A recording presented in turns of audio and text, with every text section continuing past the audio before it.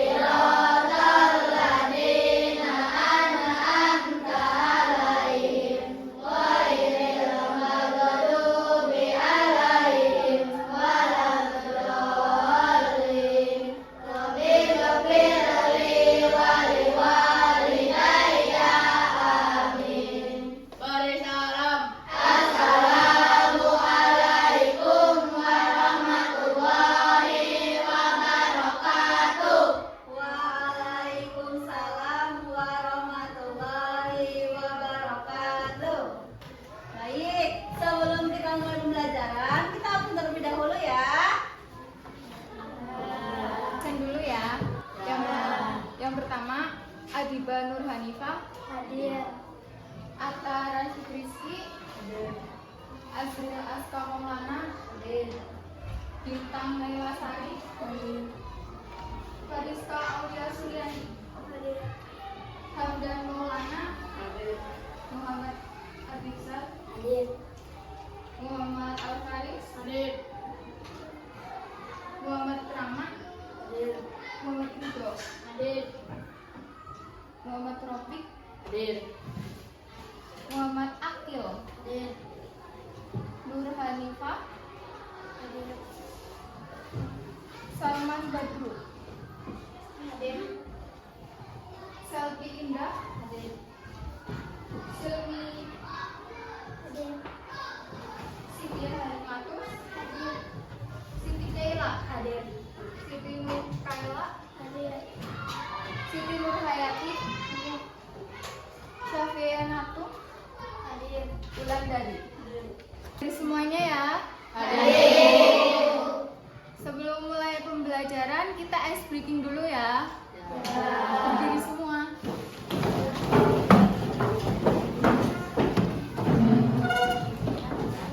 Kita ice breaking dulu ya anak-anak. Ya. Kelas 6. Siap. Kelas 6. Siap. Kelas 6. Siap. Siswa kelas 6 apa kabarnya? Baik. Siapkah kalian untuk belajar? Siap. Semangat semuanya, dengan seksama. Siswa kelas 6 semuanya. Hebat. Tepuk semangat. Semangat. Semangat semuanya ya. Ya. Boleh duduk.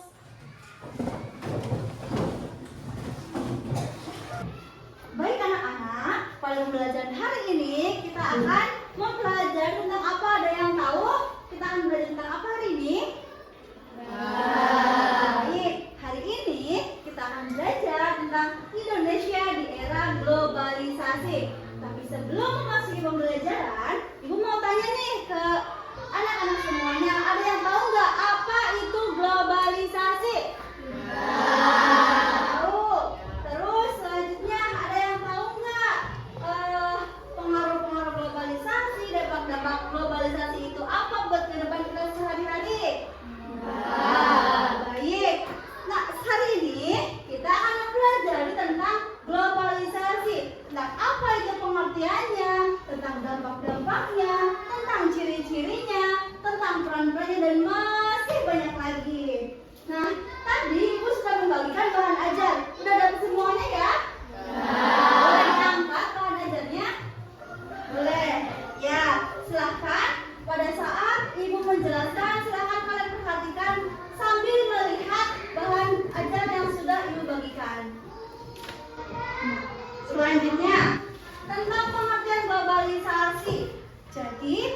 globalisasi itu adalah proses mendunianya suatu hal yang membuat batas-batas antar negara seolah hilang dan saling terhubung satu sama lain dalam berbagai aspek kehidupan.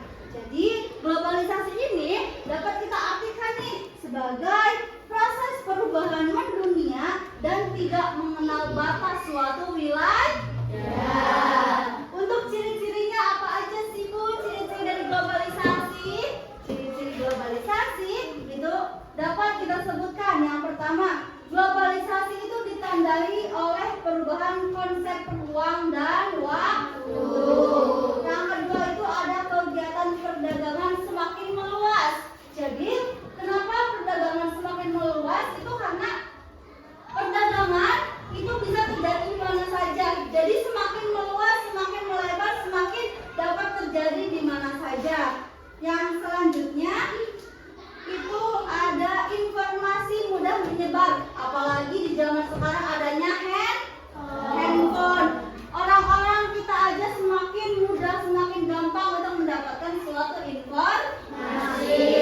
Yang selanjutnya ada meningkatnya masalah bersama nih, seperti pada bidang lingkungan hidup. Contohnya dengan adanya globalisasi, lingkungan kita mudah tercemar, kayak banyaknya sampah sembarangan, apalagi sekarang banyak sekali bencana alam ya, seperti ada banjir, ada longsor, masih banyak lagi. Selanjutnya ada dampak-dampak positif dan negatif. Kalau positif itu yang baik apa yang buruk?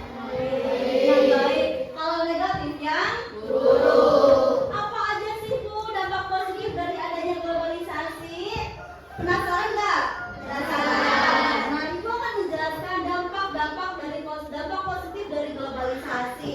Yang pertama itu masyarakat semakin maju. Yang kedua adanya semangat kerja semakin meningkat. Dan yang ketiga itu ada ruang sosial semakin terbuka. Jadi globalisasi itu sangat ada membawa pengaruh baik bagi masyarakat. Pengaruh baiknya yang tadi Ibu sebutkan di awal. Yang kedua itu ada dampak negatif atau dampak buruk. Dampak buruk dengan adanya globalisasi itu yang pertama ada membanjirnya produk luar negeri. Kayak semisal kalian membeli produk-produk online banyak ya. Suka check out Shopee, check out TikTok Shop gitu ya. Ya itu kan kalian sama aja membeli produk luar negeri. Selanjutnya ada ketergantungan terhadap negara maju, ada kerusakan lingkungan hidup, ada nilai-nilai sosial semakin hilang, adanya pertukaran budaya secara global dan adanya pasar semakin meluas. Selanjutnya nih, tadi kita udah mempelajari tentang pengertian, tentang ciri, tentang dampak dibagi dua, ada apa aja? Positif dan negatif. Selanjutnya kita akan mempelajari tentang peran kita nih di era globalisasi sekarang. Apa aja sih peran kita? Nah, yang pertama kita harus cinta produk dan budaya Indonesia. Jadi kita sebagai warga Indonesia, sebagai warga WNI, kita harus mencintai produk lokal kita sendiri. Yang kedua ada menjaga persatuan dan kesatuan bangsa. Ini sudah jelas kita sebagai remaja, apalagi adik-adik semuanya nih, anak-anak semuanya masih pada remaja. Jadi kita harus bisa menjaga persatuan dan kesatuan bangsa. Selanjutnya menguasai iptek atau ilmu pengetahuan dan teknologi. Kan kita udah nggak asing dengan yang namanya teknologi. Pasti kita sudah bisa ya, sudah main, apalagi anak-anak sudah kelas 6, sudah tahu, sudah bisa WA-an, sudah bisa scroll, yang namanya scroll itu ya kan? Ya sudah bisa check out sendiri. Tapi jangan sampai merugikan diri kita sendiri. Yang selanjutnya kita harus bisa toleransi. Toleransi itu wajib, apalagi di Indonesia ada banyak sekali macam-macam budaya, macam suku, macam agama, macam ras, dan masih banyak lagi. Jadi kita harus bisa menghormati, menghargai dengan adanya perbedaan suku budaya. Baik, selanjutnya kita akan membahas kerjasama antar negara. Tadi kan kita sudah tahu ya apa itu globalisasi, dampak-dampak, dan ciri-cirinya. Jadi setiap negara pasti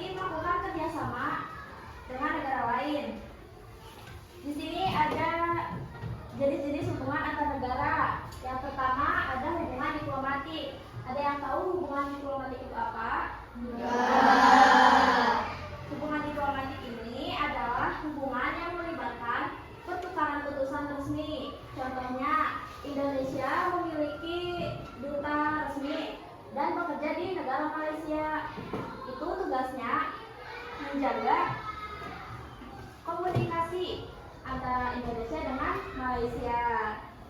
Selanjutnya ada hubungan ekonomi.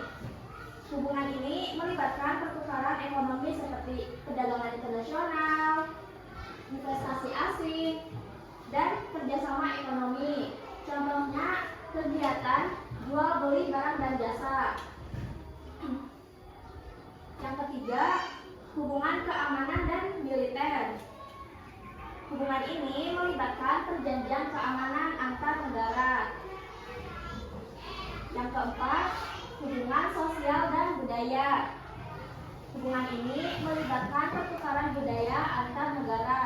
Seperti contohnya itu ada pertukaran pelajar negara Indonesia dengan Jepang atau ke Korea gitu.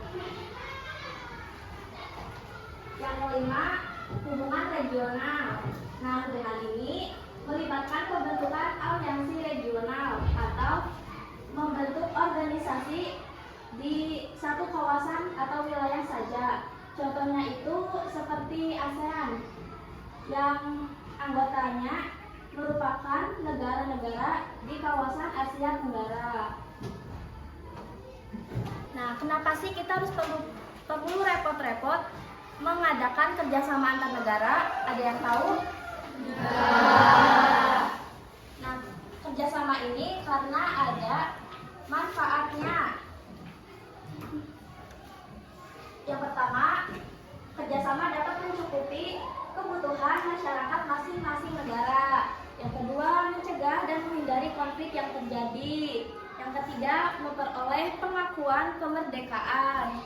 Yang keempat, mempererat hubungan antar negara di berbagai aspek dan bidang. Dan banyak lagi contoh yang manfaat lainnya.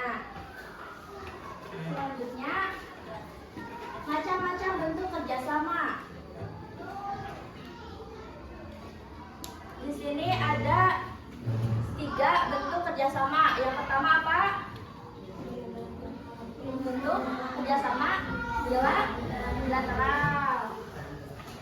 Nah, bilateral ini merupakan kerjasama yang dilakukan oleh berapa negara? Yang kedua, kerjasama regional. Kerjasama ini dilakukan oleh negara-negara yang di kawasan tertentu, seperti tadi contohnya negara ASEAN ya. Yang ketiga, kerjasama multilateral. Kalau kerjasama multilateral ini kerjasama yang dilakukan oleh beberapa negara. Bab kerjasama antar negara. Yang pertama tadi apa ya? Globalisasi. Dunia saat ini saling terhubung dalam berbagai aspek, termasuk ekonomi, budaya, lingkungan, dan juga politik. Perubahan atau peristiwa di satu wilayah dapat memiliki dampak yang signifikan, dampak yang sangat terlihat pada wilayah lain. Yang kedua, pengembangan ekonomi. Agar negara kita maju, ekonominya kita harus bekerja sama. Yang ketiga itu adanya keamanan global, karena negara itu perlu keamanan supaya tidak ada penjajahan, tidak ada perang. Yang keempat, perkembangan ilmu pengetahuan dan teknologi. Kerjasama internasional dalam penelitian dan pengembangan ilmu pengetahuan dan teknologi itu bisa mempercepat kemajuan dan juga inovasi. Yang kelima, pengelolaan sumber daya alam. Ada yang tahu contoh sumber daya alam? Contohnya sumber daya alam itu ada hutan, ada air, ada udara. Supaya alam kita itu selalu terjaga, maka diadakanlah sebuah kerjasama. Yang keenam, ada penanggulangan krisis kemanusiaan. Misalkan nih di negara lain itu terjadi sebuah krisis kemanusiaan atau masalah, contohnya saja kelaparan. Kira-kira negara kita bisa bekerja sama dengan cara mengirim bantuan. Contohnya apa yang dikirimkan? Makanan, betul. Terus minuman. Ada lagi?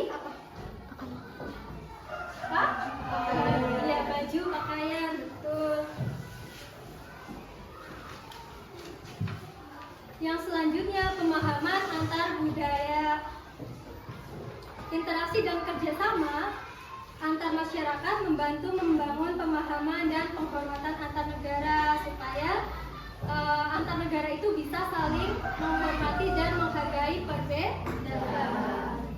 Yang selanjutnya ada contoh-contoh kerjasama Indonesia dengan negara-negara lain. Di situ udah ada ya anak-anak ya. Coba yang pertama apa? Contoh kerjasamanya. Betul,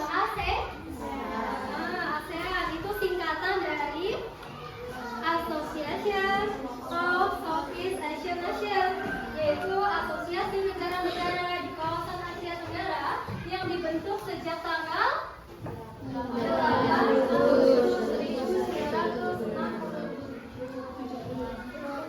ASEAN ini didirikan oleh 5 negara. Siapa aja? Indonesia,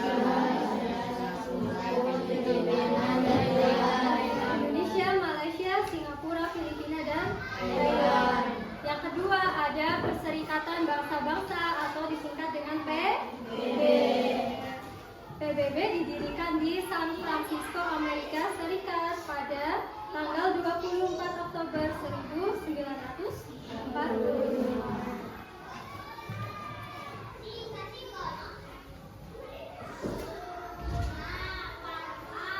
Yang selanjutnya ada Gerakan Non-Blok atau disingkat dengan GNB.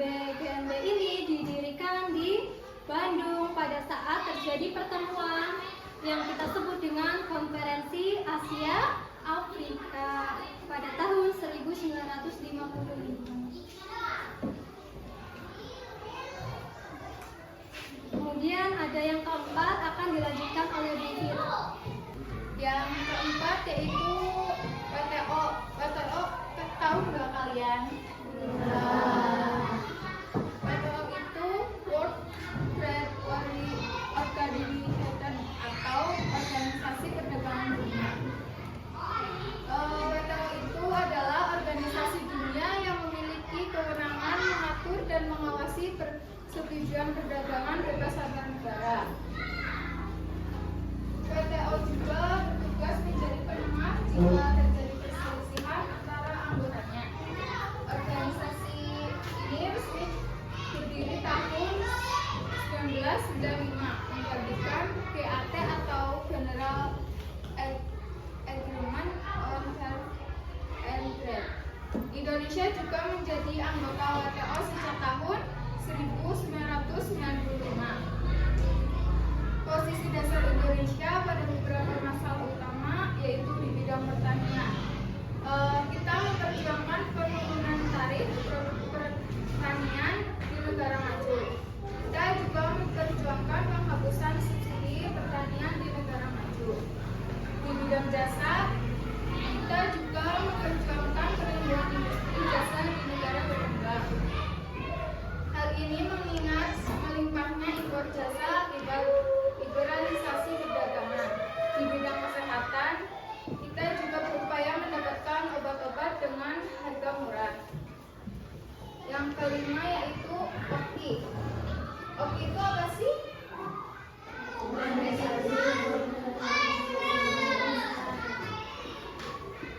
Organisasi kerjasama Islam itu dibentuk setelah para pemimpin sejumlah negara Islam mengadakan konferensi di Rabat, Maroko pada tanggal 22 sampai 25 September 1999.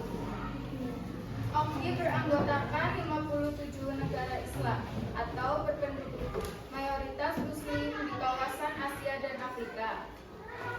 OKI merupakan suatu organisasi internasional yang menjadi wadah kerjasama di bidang politik, ekonomi, sosial, budaya, dan ilmu pengetahuan antar negara-negara Muslim. Tujuan pembentukan OKI juga ada beberapa. Yang pertama, meningkatkan solidaritas Islam di antara negara anggota.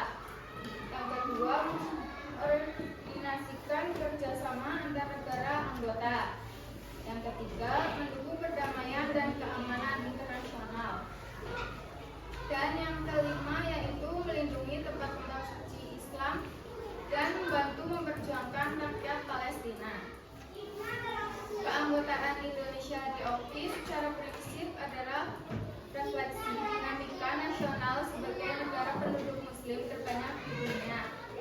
RI juga sangat mengedepankan prinsip utama internasional, utamanya non-intervensi dan integrasi wilayah negara. Hal ini sejalan dengan posisi nasional Indonesia. Indonesia sebagai negara demokrasi dengan penduduk beragama Islam terbesar senantiasa berperan aktif dalam memajukan konsep Islam sebagai rahmatan lil alamin. Lalu OKI merupakan salah satu forum internasional di mana RI dapat menyuarakan multilateralisme, penghormatan pada hukum internasional dan situasi yang mengancam perdamaian internasional seperti isu Palestina dan konflik di Myanmar. Sebagai COPER-OIS Contact Group on Peace and Dialogue, Indonesia akan terus mendorong isu perdamaian dan dialog dalam menghadapi berbagai tantangan yang dihadapi dunia Islam, khususnya isu Islamofobia. Indonesia akan terus mendorong terciptanya perdamaian dan pemberian panduan kemanusiaan di negara anggota OKI yang tengah mengalami krisis dan konflik seperti yang tengah terjadi di Palestina. Terakhir yaitu G15. Ada yang tahu G15 itu apa? G15 yaitu kerjasama ekonomi dan pembangunan negara-negara yang terdiri dari 15 negara. Untuk mencapai tujuannya, G15 telah mencanangkan berbagai macam proyek pembangunan dan kerjasama teknis dalam berbagai bidang. Bidang-bidang tersebut antara lain adalah bidang perdagangan, usaha kecil dan menengah atau UMKM, energi, pertambangan, investasi, pembiayaan perbankan dan perdagangan, teknologi informasi, pertanian, pendidikan, dan pembangunan kapasitas sumber daya manusia. Anak-anak, tadi kan sudah belajar apa itu globalisasi, kerjasama antar negara, jenis-jenisnya, dan apa saja bentuk-bentuk kerjasamanya. Sekarang kita akan belajar warisan budaya Indonesia mendunia. Indonesia banyak sekali budaya yang diakui di berbagai belahan dunia. Apa sih itu warisan budaya? Ada yang tahu? Warisan budaya adalah peninggalan yang mempresentasikan sistem nilai, kepercayaan, tradisi, gaya hidup, dan jejak-jejak suatu kebudayaan yang terus diwariskan hingga saat ini. Apalagi di era globalisasi ini, budaya-budaya lokal semakin hilang. Kita sebagai anak-anak penerus bangsa harus bisa menjaga budaya-budaya lokal.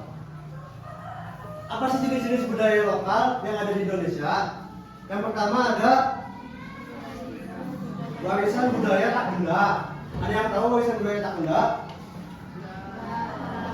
Warisan budaya tak benda adalah warisan yang merupakan hasil karya manusia yang dapat dipindahkan atau tidak dipindahkan. Seperti contohnya itu cagar budaya. Ada yang tahu cagar budaya itu apa? Cagar budaya itu contohnya kayak Candi Prambanan. Tahu Candi Prambanan yang ada di Magelang. Ada juga Candi Borobudur yang ada di daerah Magelang juga. Dan lainnya masih banyak lagi. Yang selanjutnya ada warisan budaya tak benda. Jenis warisan budaya yang tidak dapat dipegang dan sifatnya dapat berlalu dan hilang dalam waktu seiring perkembangan zaman. Jenis-jenis warisan budaya tak benda itu banyak sekali. Contohnya itu seperti wayang kulit. Kesenian wayang kulit, tahu nggak kesenian wayang kulit? Ada yang pernah nonton? Sekarang itu kesenian wayang kulit itu sudah jarang sekali dipentaskan. Yang kedua ada keris. Keris adalah senjata tradisional asli Indonesia yang sudah diakui dunia. Yang selanjutnya ada batik. Batik adalah kain yang dilukis menggunakan cairan dan lilin dengan alat bernama canting. Canting itu kayak semisal yang buat melukis batiknya. Batik itu juga sudah diakui oleh dunia sebagai warisan budaya tak benda. Yang selanjutnya warisan budaya tak benda juga ada namanya tari saman. Tari-tari juga dimasukkan ke dalam warisan budaya tak benda. Tari saman, ada yang tahu tari saman? Tari Saman itu tarian tradisional dari dataran Gayo, Provinsi Nanggroe Aceh Darussalam. Tari Saman sangat terkenal di dunia, bahkan sudah diakui sebagai warisan tak benda. Yang selanjutnya ada noken. Noken adalah tas tradisional asli dari Papua yang biasanya dibawa menggunakan di atas kepala. Yang di sini gini, ada yang tahu? Ada yang pernah lihat? Di atas noken orang Papua. Yang selanjutnya ada kapal pinisi. Kapal pinisi adalah kapal layar tradisional di Indonesia yang asli dari Indonesia. Kita juga punya kapal sendiri, yaitu kapal pinisi yang sering di laut itu kan, itu namanya kapal pinisi yang dibuat oleh suku Bugis, suku Makassar di Bulukumba, Sulawesi Selatan sejak abad ke-14. Indonesia itu sudah maju sejak dari dulu, bahkan abad ke-14 pun udah bisa membuat kapal sendiri. Dan selanjutnya ada pencak silat. Di Indonesia itu banyak sekali sini bela diri. Contohnya itu ada pencak silat dari tanah Jawa dan ada juga yang dari Sumatera yang menjadi warisan budaya tak benda yang diakui oleh dunia sejak tahun 2019. Selain sebagai olahraga, pencak silat bisa juga sebagai kayak tarian, kayak itu kan ada yang memakai unsur-unsur dari pencak silat. Dan juga bisa sebagai kayak olahraga untuk kesehatan badan dan juga sebagai pertahanan diri. Dan yang perempuan ini biasanya untuk pertahanan, bisa juga untuk belajar pencak silat. Baik anak-anak, materi hari ini kita sudah selesai. Tapi sebelum kita melanjutkan ke pengerjaan LKPD kelompok, kita nyanyi dulu tentang globalisasi ya. Bapak Ibu guru yang tadi menjelaskan materi boleh maju ke depan. Ayo Bapak Ibu gurunya. Yang lain boleh berdiri. Ayo semuanya berdiri. Kita nyanyi bareng-bareng sama semangat kompak ya. Lagu globalisasi nadanya nada 17 Agustus 1945. Ayo sambil tepuk tangan ya. 1, 2, 3. Globalisasi itu melukat mendunia. Semua bidang menyatu tanpa batasnya. Ada budaya, ada sosial, politik, ekonomi, dan perdagangan. Tentunya transportasi dan komunikasi. Semakin mudah dan semakin kreatif. Macam gaya dan ragam budaya tersebar dengan begitu cepatnya. Ada baik dan juga buruknya. Kuatkan diri dengan iman. Udah? Masih pada ngantuk nggak? Udah ya joggingnya, boleh duduk lagi. Sekarang kita lanjut ke pembagian kelompok. Pembagian kelompok ini gunanya yaitu untuk mengerjakan ada soal di lembar kertas. Boleh Bapak Ibu guru membantu untuk pembagian kelompoknya, kita berhitung 1 sampai 4 ya. Ya, mulai dari sini dulu.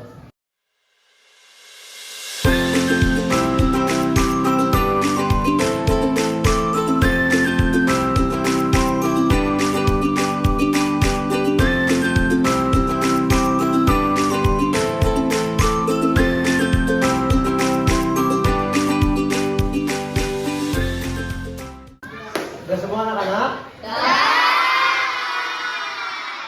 Habis ini kalian perwakilan per kelompok maju satu-satu, sampaikan jawaban kalian ke teman-teman semuanya.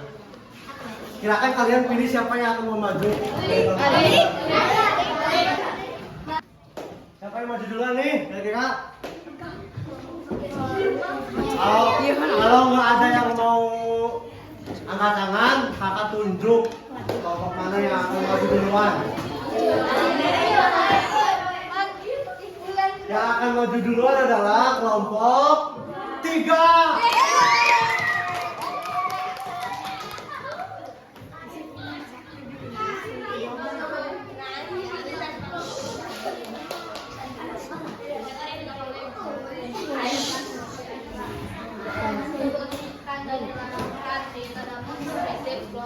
Kehidupan sehari-hari yang kalian ketemukan di sekitar kalian. Jawab, masyarakat makin maju karena teknologi semakin maju. Semangat kerja meningkat, meningkatkan kerjasama antar globalisasi. Ruang sosial makin terbuka, semakin mudah mendapatkan informasi.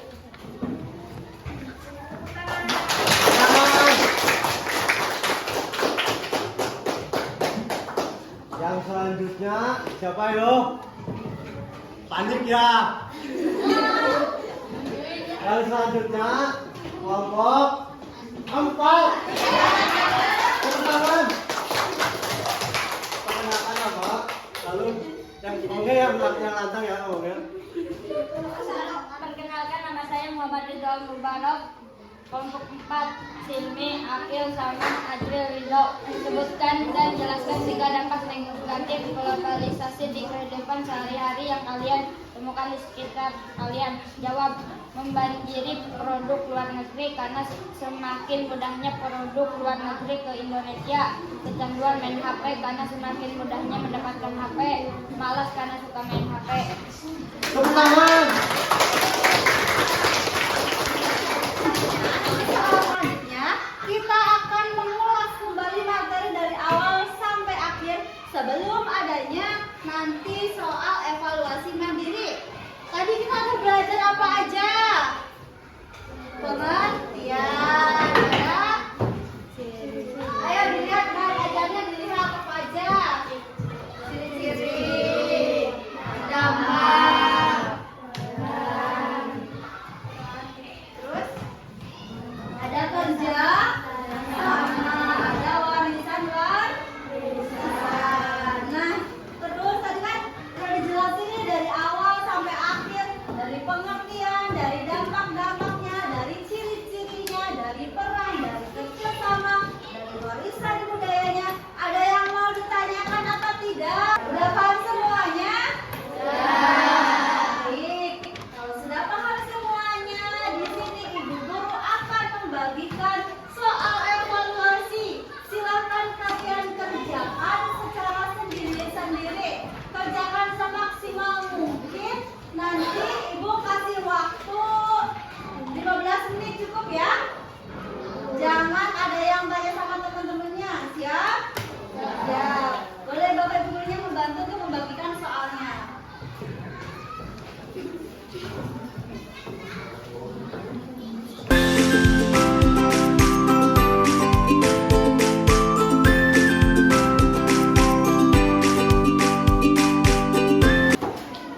Udah semuanya anak-anak?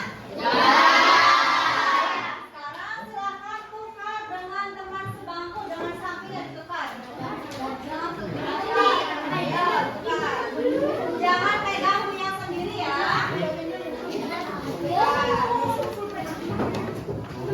Udah? Udah. Kita koreksi bareng-bareng soal evaluasi dirinya. Bener apa salah silakan nanti. Kalau benar berarti jangan dicoret, kalau salah di. Di sini Ibu Guru sama Pak Guru punya kotak amplop ajaib. Apa sih Bu isinya? Isinya ada jawaban yang betul yang sudah kalian isi. Paham? Baik, sekarang di sini siapa yang berani maju ke depan? Satu orang angkat tangan. Ayo, siapa? Jangan malu-malu. Ayo, sini, maju.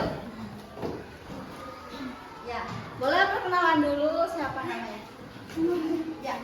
Perkenalkan, nama saya Kanska Wulandari. Ya.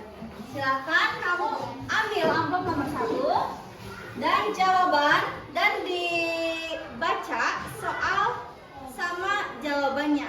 Disimak ya. Ayo dilihat jawaban punya temannya. Yuk dibacain. Satu. Proses mendunianya suatu hal yang membuat batas-batas antar negara seolah hilang dan saling menghubungi satu sama lain dalam berbagai aspek kehidupan disebut Apa yang benar? Kira-kira? globalisasi. Betul? Betul. Ada yang salah? Ada yang salah? Salah? Ya, di salah saya. Nah, terus ya boleh masukin lagi sini. Ada lagi yang berani maju? Ya boleh. Ya. Oke, soal evaluasinya udah kalian kerjakan. Tepuk tangan semuanya. Tadi siapa yang maju ke depan? Yang baru maju ke depan, angkat tangan. Oke, tepuk tangan.